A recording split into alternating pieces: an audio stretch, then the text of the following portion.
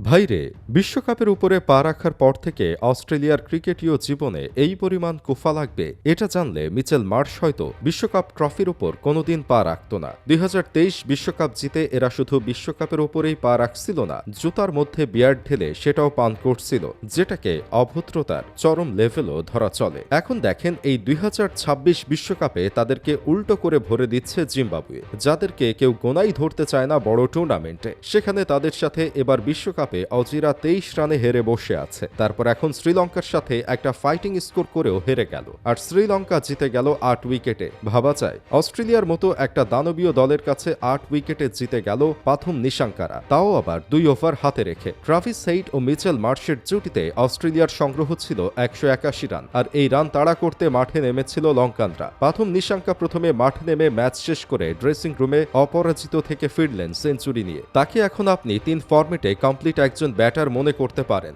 মাথা ঠান্ডা রেখে কিভাবে ব্যাট করতে হয় সেটা তো তিনি ভালো করেই জানেন। ওদিকে কুশাল মেন্ডিস তো টানা ২ ম্যাচে হাফ সেঞ্চুরি করছে, অস্ট্রেলিয়ার বিপক্ষেও সেই ধারা বজায় রাখলেন। পাভান রাতনায়েক অসাধারণ ফিনিশিং দিলেন। এই নিয়ে শ্রীলঙ্কা ৩টা ম্যাচের ৩টাতেই জয় পেল। অন্যদিকে অস্ট্রেলিয়া ৩ ম্যাচের মধ্যে শুধু একটিতে জয় পেয়েছে, সেটা আয়ারল্যান্ডের বিপক্ষে। এখন তাদের বিশ্বকাপের সুপার 8-এ খেলাটা অনেকটাই অনিশ্চিত, আর খেলার জন্য তাদের সমীকরণ মিলাতে হবে, আরেক দলের উপর নির্ভর করতে হবে। ২০২৪ বিশ্বকাপের কথা মনে আছে? অস্ট্রেলিয়ার সেমিফাইনাল খেলার জন্য শেষ পর্যন্ত বাংলাদেশের ওপর নির্ভর করতে হয়েছিল। তাদের ফেসবুক পেজ থেকে কামন বাংলাদেশ লিখে পোস্টও দিছিল, কিন্তু বাংলাদেশও অজিদের সেমিফাইনালে খেলাটাকে ধূলিসাৎ করে দিছিল, কারণ বাংলাদেশ আফগানিস্তানের সাথে চুদলিংপং হয়ে গেছিল। তবে এই কুফা লাগার সূচনা হয়েছিল ২০২৩ সালে। রাতের আকাশ আতশবাজিতে উজ্জ্বল, প্যাট কামিন্সের হাতে ষষ্ঠবারের মতো ঝলমল করছে ওয়ানডে বিশ্বকাপ। কিন্তু ড্রেসিং রুমের ভেতরে উদযাপনের আড়ালে ঘটে গেল এক অদ্ভুত ঘটনা। মিচেল মার্শ,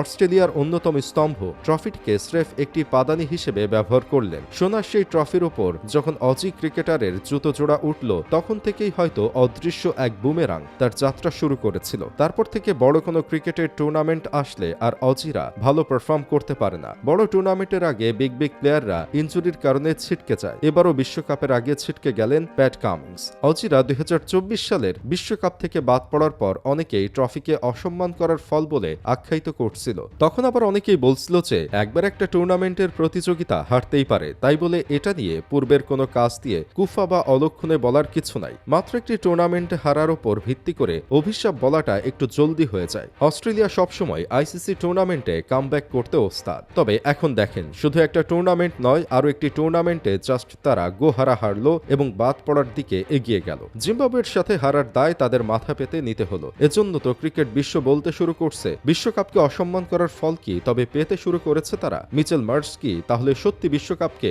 অসম্মান করার ফল পাচ্ছে? আপনার কি মনে হয়? তাড়াতাড়ি বলে ফেলুন। আর যারা এখন আমাদের চ্যানেল সাবস্ক্রাইব করেননি, তারাও সাবস্ক্রাইব করে ফেলুন।